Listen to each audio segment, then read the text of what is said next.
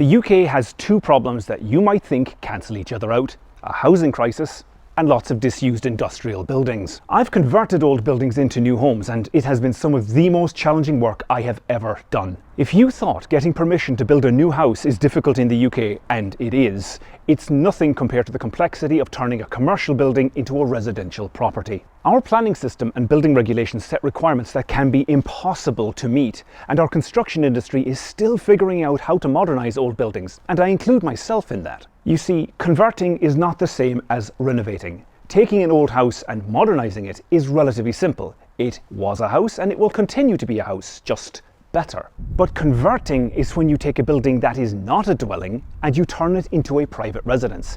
This poses far more challenges. Over the years, I've wondered, how do they do this outside the UK? Lots of places have disused old buildings. Is there anything we could learn from other countries about converting them into homes? So I've come to Ronse, a town of about 27,000 people in the Flemish part of Belgium.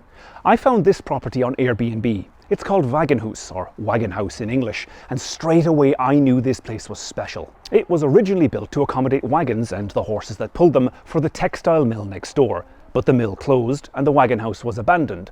Eventually the roof collapsed and the walls began falling down. This is a familiar story for many places, but what this Belgian home demonstrates is a scope and ambition seldom seen in the UK. Come inside and I'll show you what we can learn from this little building. I'm going to start by showing you around to get a sense of the layout. Then we can get into the details, including the costs to create the Wagenhuys. I got all the drawings from Bert, who was the architect for the project.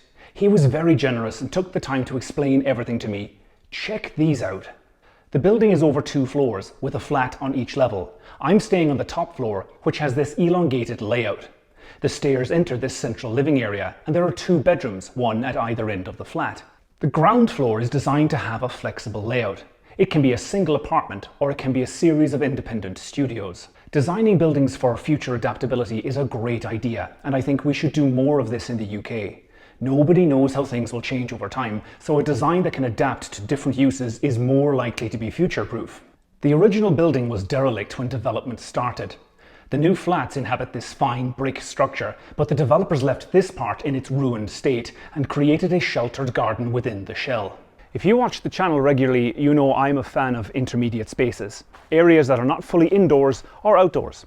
Places where you can sit when the weather is less than perfect. The developers didn't just save this old structure, they created a small, intimate garden space that adds an extra dimension to the property.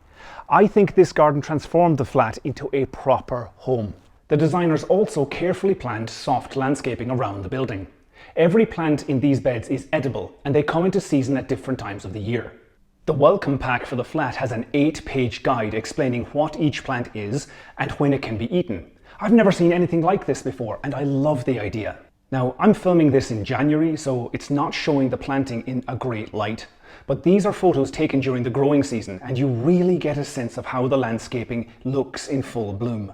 When the developers took control of the building, its roof had collapsed. The new design uses a flat roof, and this has sedum planting on top. This is part of a water management strategy, reducing the flow of rainwater into the drains after a downpour. The plants also encourage insects and birds back into what was once an industrial site.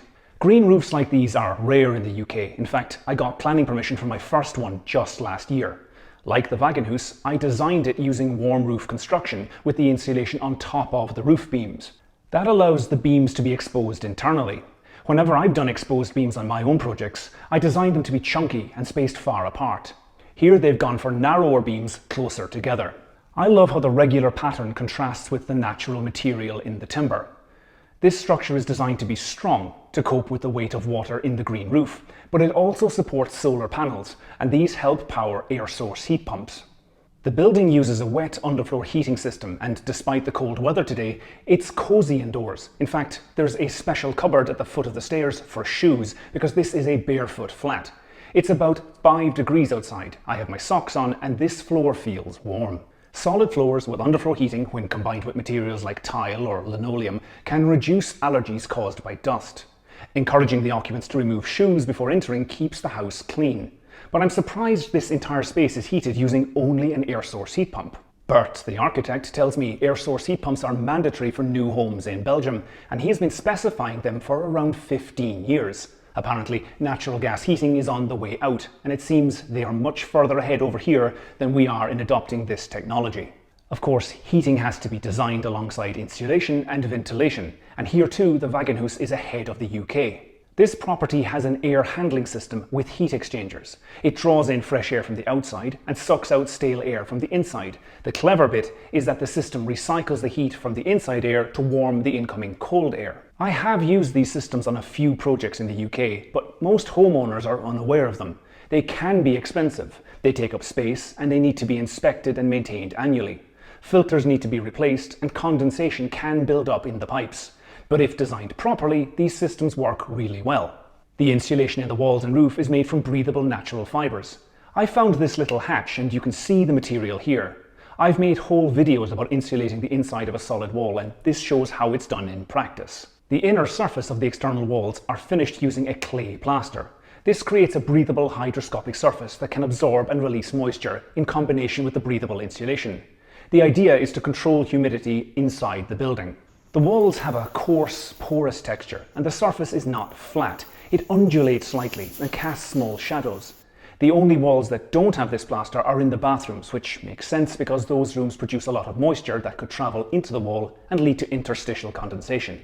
Personally, I really like this finish. It looks less sterile than modern skim coat plaster, and I'm going to look into using this in my own projects back home. The flat has a small utility room, but it's locked and I couldn't film in there. There is a lot of storage throughout the property, but its current fit-out is more suited to a holiday let than a full-time home. There are no built-in wardrobes, for example, but those could be easily retrofitted, and this could easily be a very nice home for someone. That covers the bones of the building, but before I talk about the internal fixtures and fittings, we need to understand the developer. Wagenhuys was developed by Carlo and Isabelle. They run a company called B Factory, and when I found them online, I knew this was different. I've worked with developers throughout my career, and at least in the UK, their guiding principle is making a profit. Nothing wrong with that, but Carlo and Isabelle approach development differently. Their guiding principle is biocircular design. In their own words, this project isn't just about restoration, it's about biocircular construction, avoidance of harmful synthetics, and preference for natural insulation like recycled cotton, wood wool, cork, rammed earth, and circular concrete. B Factory made all the furniture and fittings inside the flat, often reusing materials that had been discarded by others. This philosophy is evident everywhere, from the handrail on the stairs to the wash basins in the bathrooms, the windowsills, the bespoke furniture in the living area, and the screen in the principal bedroom ensuite. Look at this mirror. What do you see? Come here. Look at the shape of that window. Now look at the shape of that mirror. Coincidence? I don't think so. That is a steel frame window I think was in that building and has been repurposed as a mirror in the bathroom. But the standout feature in this flat has to be the kitchen. I've lost count of the number of kitchens I've seen over the years, including ones that have been hand-built and customized, but this one is on another level.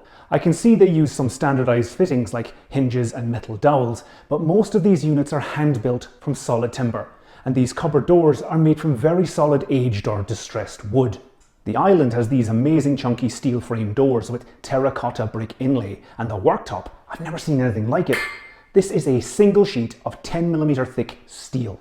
I calculated the weight of this at 300 kilos. No wonder it needs a steel frame to support it, but the steel doesn't stop there. Around the edge of every room is a 6mm thick steel skirting. Now, skirting boards are necessary to protect walls from damage caused by sweeping and vacuum cleaners. They're usually made from softwood or MDF.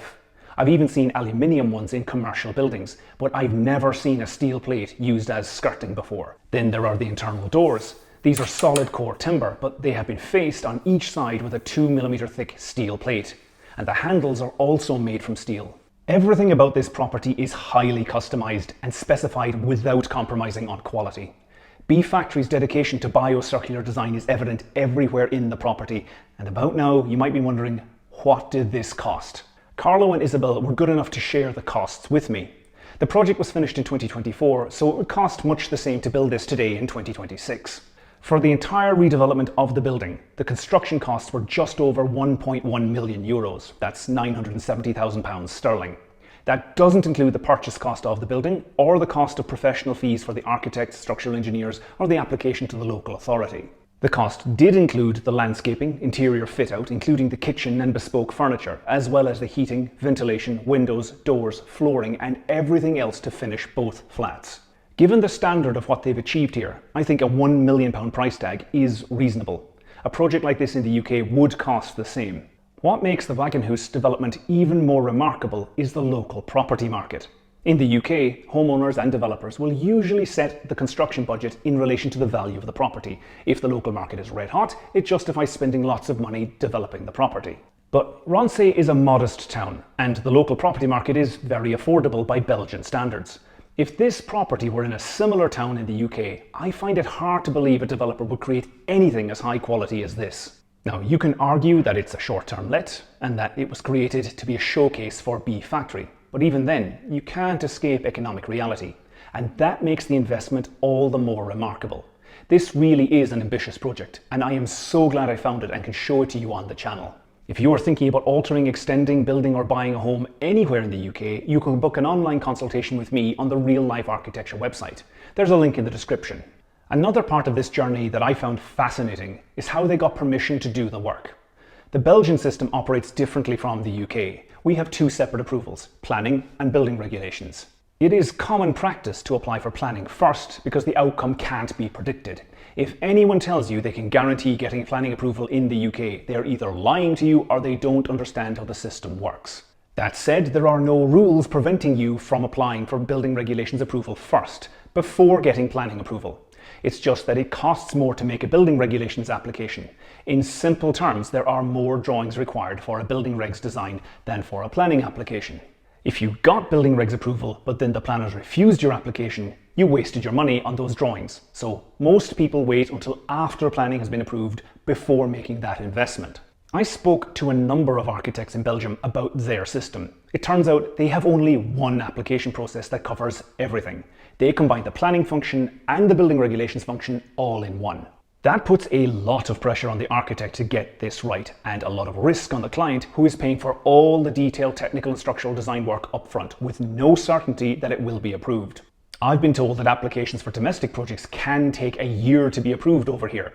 That said, for the Wagenhuys, the local authorities zoned this area for housing, so the risk for this development was reduced. They knew it would be approved, they just needed to get the technical details agreed. In the normal course of events, there is a lot of back and forth, with the authority giving constructive feedback on the proposed design.